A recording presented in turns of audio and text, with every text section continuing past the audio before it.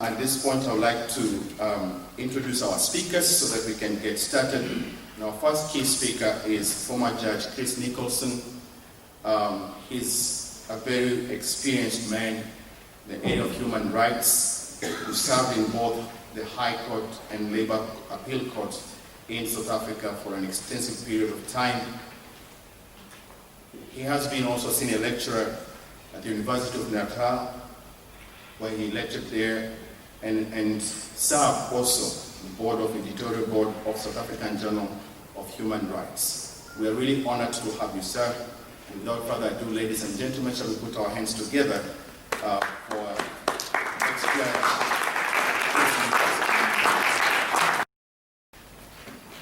Good evening, ladies and gentlemen, and I'd like to commence by thanking the organisers from Democracy Development Programme for inviting me to address this seminar. Speaking very generally, one must concede that the legal profession doesn't have a good name with the general public, and the profession has not escaped censure over the years. Henry Broome, a British author, said, "A lawyer is a learned gentleman who rescues your estate from your enemies and keeps it for himself." St. Luke tells us that Jesus said, "Woe to you lawyers, for you load men with burdens too grievous to be borne." Samuel Johnson said, "He did not care to speak evil of any man behind his back, but he believed the gentleman was an attorney." In Australia, there is a plant called a lawyer palm, so named because the stems and leaves are studded with the sharpest thorns that continually cling to you and draw blood. During the Peasants' Revolt in England, the universal cry was, "First we kill the lawyers." We are all familiar with the division of power and authority in this country into the Legislature, the Executive, and the Judiciary. While the Executive always carries out the wishes of the ruling party in the Legislature, there is otherwise a healthy tension between the other arms of government, particularly between the Executive and the Judiciary. Joseph Stalin, the head of the USSR, once referred to the secular power of the Soviet Union and juxtaposed that to the authority exercised by the Church. He asked in his heavy, jocular fashion, "How many battalions has the Pope got?" One might ask that of all judges.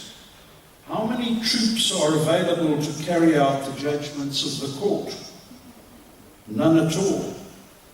There is a convention that the deputy sheriff carries out court orders, and if he is not powerful enough, then the police and the armed forces are required to carry out court judgment. But the last two are, of course, under the command of the executive. In his great poem on French Cardinal Richelieu, Edward Bulwer-Lytton wrote the memorable lines, "Beneath the rule of men entirely great, the pen is mightier than the sword." If one were to extrapolate this handy metaphor, one would apply the pen to the written authority of judgments and the sword to the executive authority that carries them out. The traditional depiction of justice is that of a blindfolded woman holding the scales of justice in one hand and a sword in the other. The irony of the quote by Bulwer-Lytton concerning Cardinal Richelieu was that apart from his clerical functions, he was the chief minister to Louis XIII. And once said in the 17th century, and I quote, "In matters of state, the weakest are always wrong." Others have inclined to the same view. the great historian Thucydides in the 5th century BC wrote that the question of justice only enters where the pressure of necessity is equal. He was cynical enough to aver that the powerful exact what they can and the weak grant what they must. Fortunately, with the advent of the rule of law, matters are now different. The courts are there to make sure that power and wealth are not deciding factors in the courts. Judges are required, as we heard in terms of the Supreme Court Act, to take an oath that they will administer justice to all persons alike without fear, favour, or prejudice. And as the circumstances of any case require, in accordance with the law and customs of the Republic of South Africa. In a recent article entitled "South Africa Must Choose Between Accountability and Blind Trust," appearing in the Mail and Guardian of the 17th of July of this year, the writer, under the nom de plume Sergeant at the Bar, poses the dilemma faced by the country as follows. When all the bluster is removed, South Africans have a choice: to have a legal system that holds power accountable, or to place our trust in the good faith of politicians to implement their chosen policies. I would also like to pose a second question after that. Has the government and the legal system, including the judges, done enough to achieve justice in the South Africa of today? Sergeant at the Bar, the writer of the article, makes mention of a number of attacks on the judiciary by senior members of the government. You've seen some of them mentioned in the video that preceded my talk. Chief Justice Pius Langa was accused by the ANC of being a counter-revolutionary. President Jacob Zuma also weighed in at a judicial conference in 2011, making accusations of encroachment on the executive's prerogative to make and implement policy. In 2012, the present Minister of Mineral Resources addressed what he called the fatal flaws in the Constitution, which gave far too much power to the judiciary.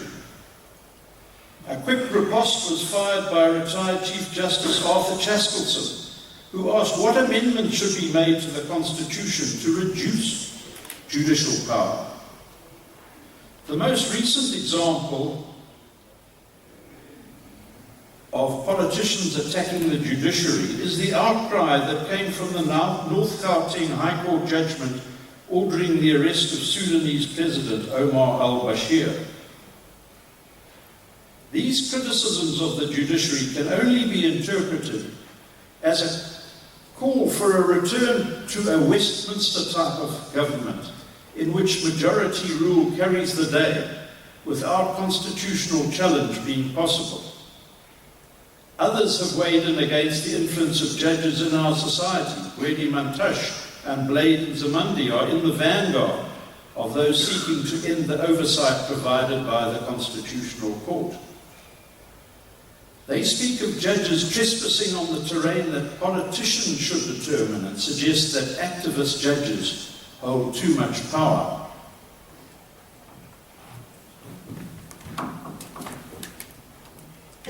Thirsty work this. So what is an activist judge? At its most pejorative, the term suggests a cowboy or cavalier judge who seeks out justice despite the rules of procedure and evidence, taking unnecessary and illegal shortcuts. At a more benign level, it suggests someone ever on the search for ways and means to achieve justice in a world full of secret machinations and shadows.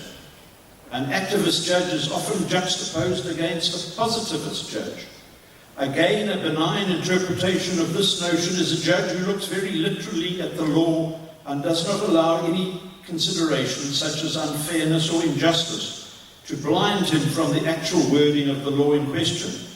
At its worst, the positivist judges of the apartheid era made no effort to seek creative solutions to interpretation to enable justice to triumph in a time when racism and fascism were in the ascendant. The first Lord Acton said that power tends to corrupt and absolute power corrupts absolutely.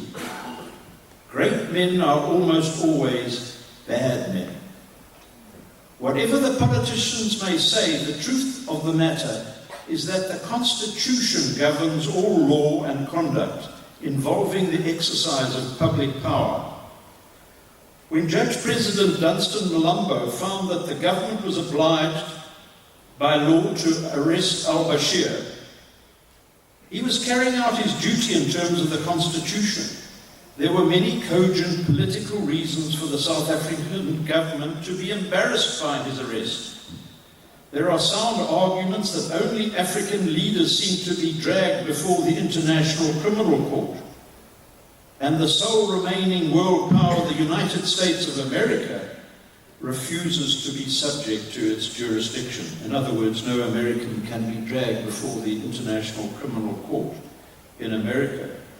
That is a supreme irony, because that country was behind years of reform in international jurisprudence concerning war crimes.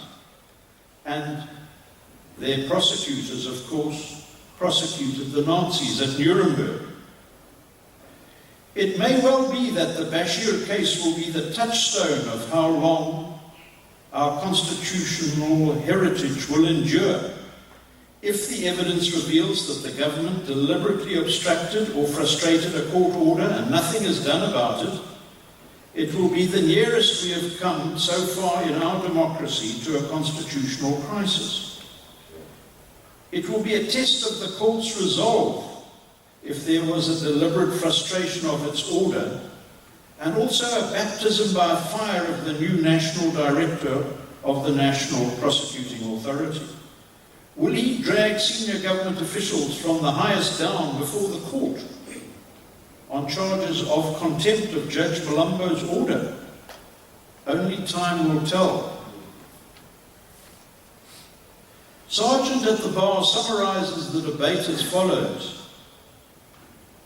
And that brings us to the clear divide between those who believe in constitutional democracy, in which the courts police the legal boundaries, and those like Nzimande who, in essence, argue that the government should have free rein to pursue its chosen political path. So what does the Constitution tell us in the main project for the government, the executive and the judiciary? The preamble to the South African Constitution provides in part that, and I quote, "We, the people of South Africa, recognize the injustices of the past and believe that South Africa belongs to all who live in it. We adopt this Constitution so as to improve the quality of life of all citizens and free the potential of each person. It is as well to emphasize the two key goals of the preamble of the Constitution: to improve the quality of life of all citizens and free the potential of each person." The English sociologist T.H. Marshall wrote an article in 1949 stating that every citizen in a modern civilized state is entitled to certain social rights and benefits, and the government has to put in place an economic policy that ensures that they are paid. For centuries, there was no compliance with this policy, and it was only implemented in material respects in the first half of the 20th century. In developing this argument, he pointed out how the liberal state has assumed responsibility for protecting the property rights of a small property class, with a plethora of laws and a state apparatus to support them. Marshall pointed out that these rights to pay a citizen social benefits arose for no other reason than that that citizen is a human being. The corollary of this was that the state is obliged to halt excessive individualism, greed, and the abuse of economic power which are mostly the consequences of monopoly, by taxing the abusers to provide for the victims. There was therefore no absolute right to property. The state had to do a balancing act, including a fair trade-off between the rights to property of the wealthy and the social rights of the others. The intention of this policy was to reduce the inequality and secure basic benefits for the poor. Just how successful has this been in South Africa? There is a measure of inequality of wealth known as the Gini coefficient. In a society in which wealth is distributed absolutely equal, the coefficient is 0, and where it is monopolized by one person or family, it is 1. South Africa had the worst income disparity in the world of 0.66 in 1989. How has this come about? Stellenbosch economy professor Sampieter Blanche traces the roots of this poverty and inequality in what he calls the politico-economic system in place in South Africa from 1795 to 1994, which was a British-orientated system of colonial and racial capitalism that mercilessly exploited the African part of the population in particular, especially after the discovery of gold in 1886. The year after the new democratic government was elected in 1994, the unemployment figures for African people were 38%.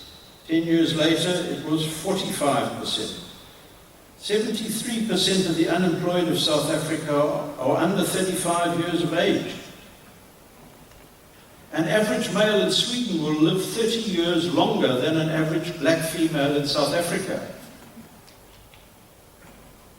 Writing in 2015, a journalist calculated the wealth of Nicholas Oppenheimer and Johann Rupert, between them at 165 billion rand, which was more than the combined wealth of the poorest 27 million in South Africa. So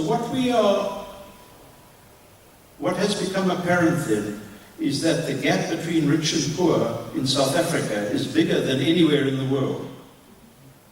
Namibia comes a close second, and this was caused by the fact it was administered by South Africa for 70 years or more. As Goran Thurborn says in his book, The Killing Fields of Inequality, national economic inequality in the world exhibits some clear historical geo-economic patterns. Worst off are the former white racist settler come mining and or plantation countries, South Africa and Namibia, Brazil and Bolivia, and most of Latin America.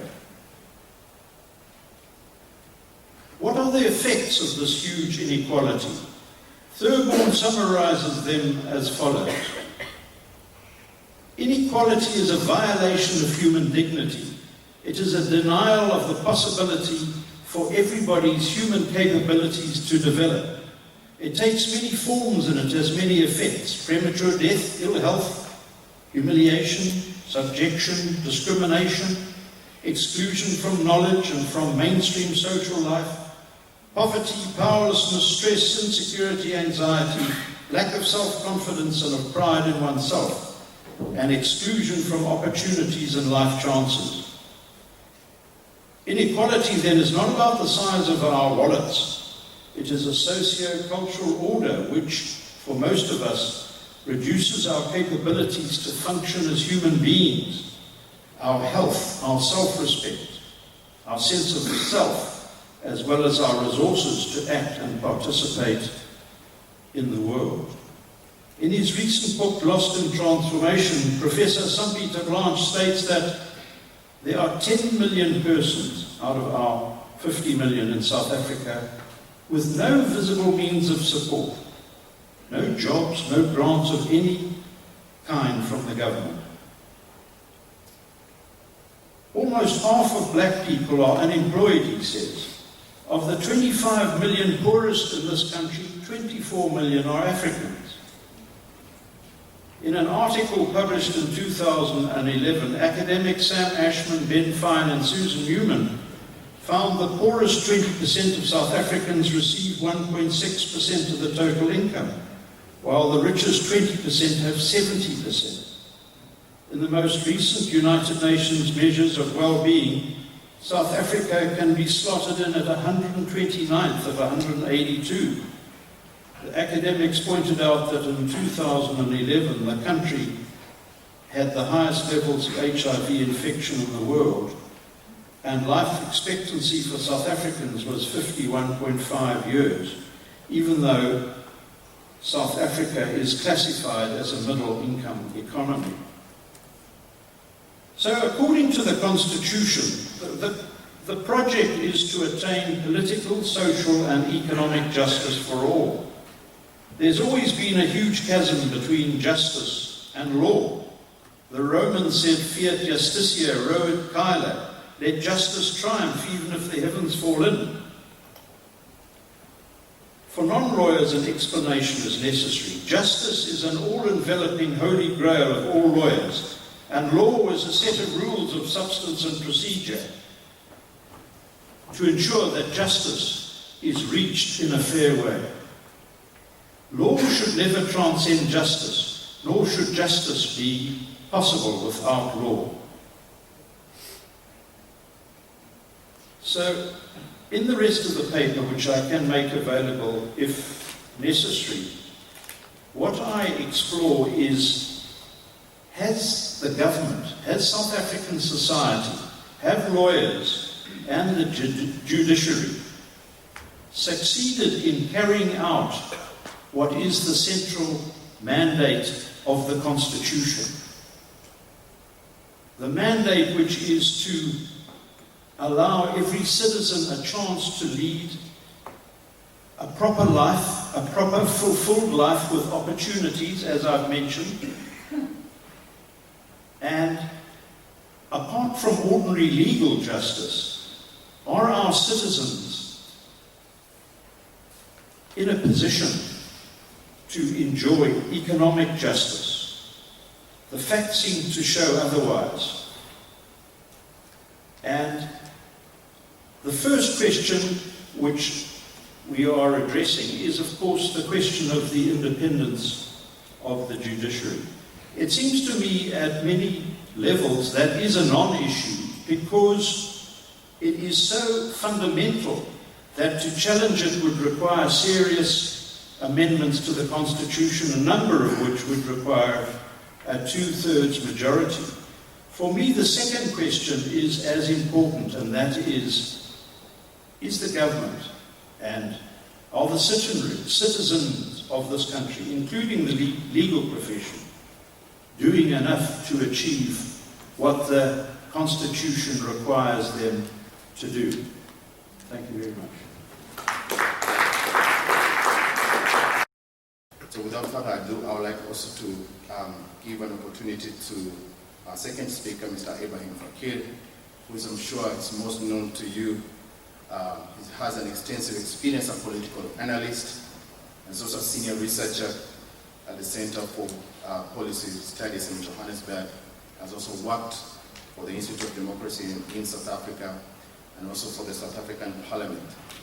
He is an accomplished author who has written extensively in academic and policy journals in politics, development, and state.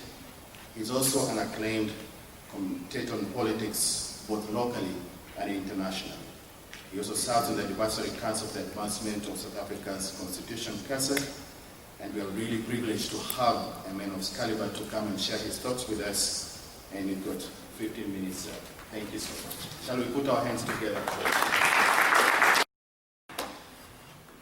Thank you very much and good evening. I wish I were as accomplished in that. I thought the accomplished person was Judge Nicholson who ought to have continued.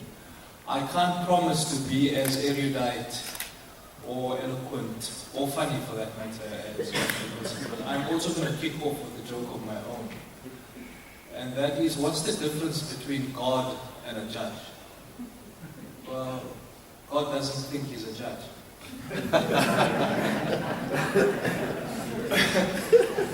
And let's not to cast aspersions on the judiciary, like the rest of our people in the video that we just saw. But I want to pick up on certain themes that Judge Nicholson spoke about and perhaps expand on some of them. But I also want to ask a few provocative questions. And the first is that I suspect and I think, having read the invitation and the brief for our event, is the rule of law unraveling? And in my estimation, for something to unravel, it must in the first instance have been entrenched. And so the first claim that I make is that I don't think that the rule of law has ever been entrenched in a country like South Africa. So that's my first claim. In fact, on the contrary, the rule of law, not just the rule of law, the idea of justice has in this society consistently been undermined. So that's the second claim that I make. And it's only really since 1994 or 1996, if you really want to be technical, when the Constitution was signed into law, that actually the rule of law in South Africa was based on the idea of justice, or that the rule of law encompassed an idea of justice. Judge Nicholson spoke about positivist judges under apartheid, and that's precisely what this idea points to. That you can, and this is the third broad claim that I will make, that you can have the rule of law in the absence of justice. And so we need to ask a question about what it is that we would like and want as a society, whether it is simply the fetishization of the rule of law, or whether it's the rule of law with justice. Now, I know it might appear as if I'm trying to make excuses for the government. I assure you I'm not. But I do think that some of these preparatory questions need to be placed up front.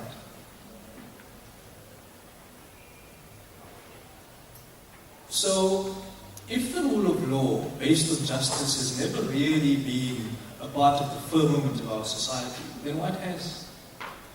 And in my view, what has in fact been a firmament of our society is large-scale impunity. And it's not just the socio-economic data, Judge Nicholson, that points to the way in which impunity and immunity literally, and if you think about the private sector in our country, it often does behave in ways with complete impunity. Think about marijuana. I mean, everyone who's been fingered is either the police, to a small degree, the London Mining Company has been fingered in the report after the Commission made its findings public. And frequently, since 1994, on every policy issue, everyone has made a move from the position in which they were entrenched. Everyone has conceded something. But the private sector has never done so, if one really thinks about it. And even today, they sit on a stockpile of close to 340 billion rand in reserves. And very little of this is actually reinvested in either job creation, market expansion, product development, research and innovation. And yet, there are very simple things that can be done in order to address some of these social problems.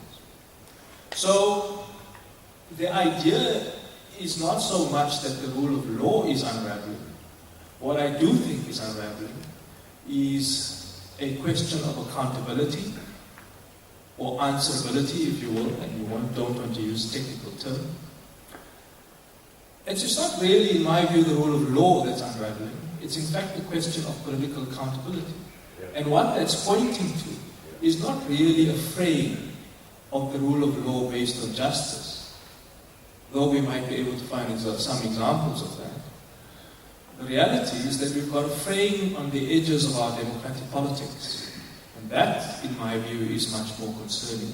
Because by and large, the executive in this country has been relatively well behaved, notwithstanding Deputy President Ramaphosa's, what I thought were ill-advised remarks, echoing Blade Nzimande, whose remarks were much worse. And certainly I don't think, as Judge Mogoeng, or Chief Justice Mogoeng has been saying, that we should let these politicians get away with a free pass. But we shouldn't at the same time fetishize the idea that the rule of law is simply breaking down. because of the Al-Bashir case. The problem with the Al-Bashir case, and this is frequently a problem in much of our politics, is that the domestication and the codification of the Rome Statute in our domestic law was not properly thought about. Now, if we didn't properly think about this, but it did become part of our law, and part of our law means that we want to operate in the principles of justice, natural or otherwise, then we ought to have done what we were supposed to do. So we can make all the excuses we can, with respect, Judge Nicholson, that, unless we get Bush and Blair to appear before tribunals for the war crimes that they've committed, we shouldn't be asking South Africa to arrest al-Bashir. I mean, unfortunately, in my view, that's a rather flawed logic. We don't tell a rapist that we can't actually apprehend and charge you until we find all the other rapists in society. Or we don't say the same to criminals. So it's unfortunate that we don't, it's not unfortunate, I think we set ourselves a standard when we adopted the Rome Statute and domesticated it into our own law. That we did that meant that we ought to have abided by it. Which brings me to the question of compliance behavior and compliance behavior. Because much of the rule of law, even if we take the rule of law and we suspend my initial contention that the rule of law must encompass the idea of justice, so even if we divorce that, the idea of the rule of law means that there is compliance behavior in society. And remember, the second claim, broad claim I'm making, is that our society is in fact being driven by a lot of impunity, and non-compliant behavior. Now, I'm going to ask you another question. How many of you have driven in your motor cars while speaking on your cell phone? Or skipped a red light? Or smoked in a public place where you're not supposed to smoke? Or think it's okay to smoke dakka? Well, I think it is. I'm a bit of a liberal. So. Now, that's the second or the third aspect of the problems we face in South Africa. That it's not so much the rule of law being eroded by those who are in power. We are all complicit in one way or the other. I've already pointed to the private sector and its ability to continue in unaccountable and unashamed ways.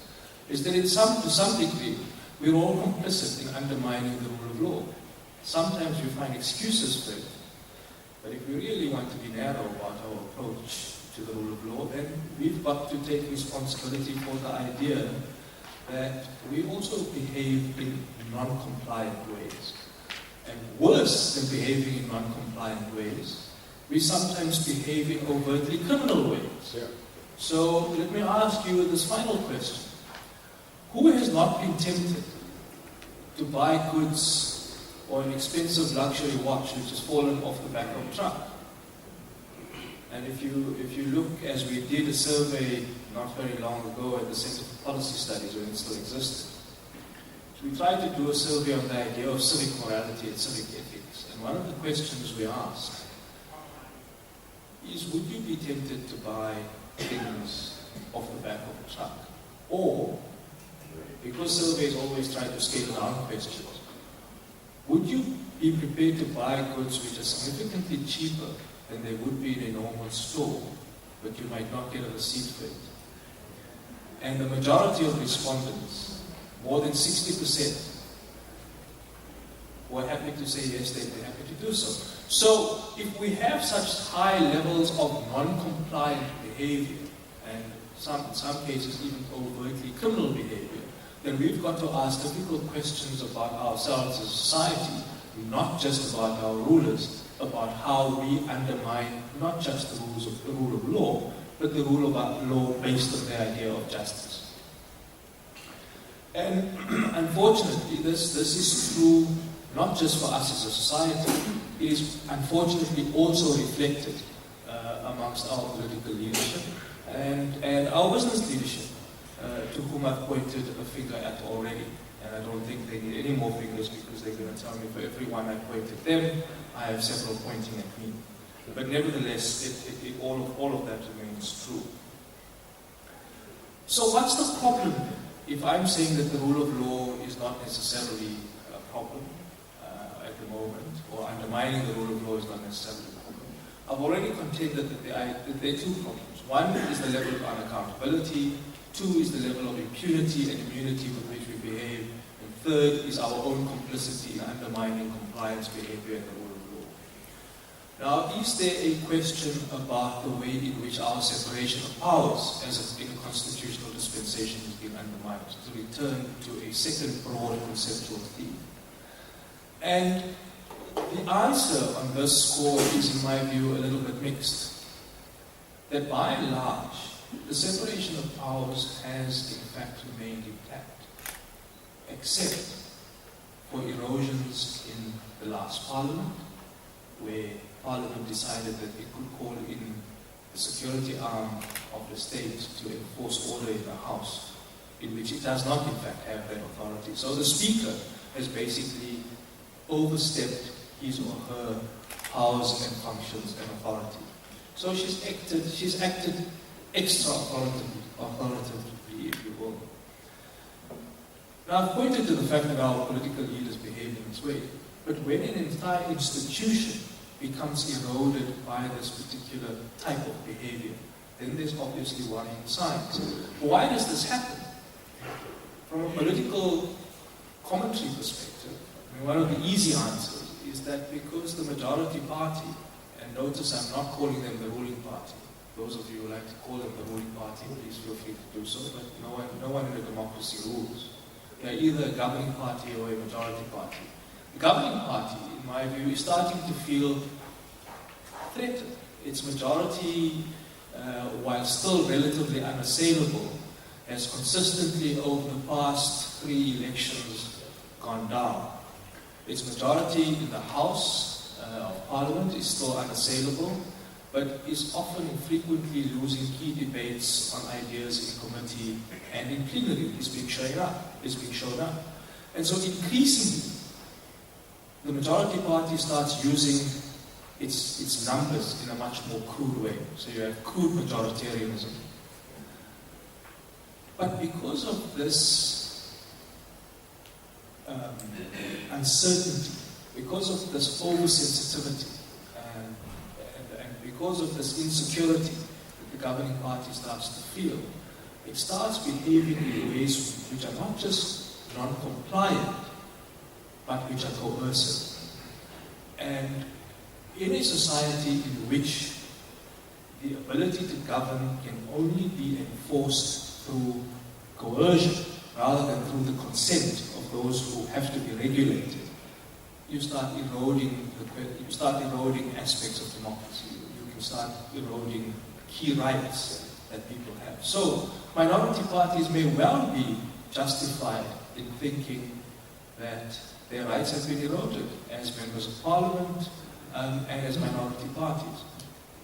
But it has broader consequences. And the broader consequences are that when a society is not able to be governed or regulated on the basis of deriving its citizens' consent, it can only do so through coercion.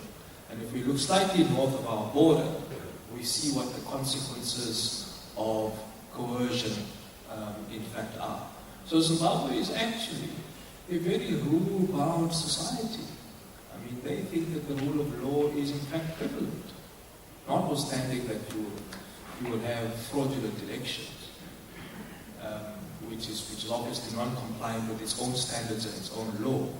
But by and large, it is governed through the rule of law. The problem is that the rule of law in that instance is unable to derive the consent of the people it wishes to regulate. And so it can only govern on the basis of coercion. So, in conclusion, that for me is the major area of concern. It is not so much that it is that the rule of law is framed. It is much more a question of justice. It is much more a question of democratic principles of accountability. It is much more about the delicate balance that we have to strike between regulation, consent, and coercion where necessary.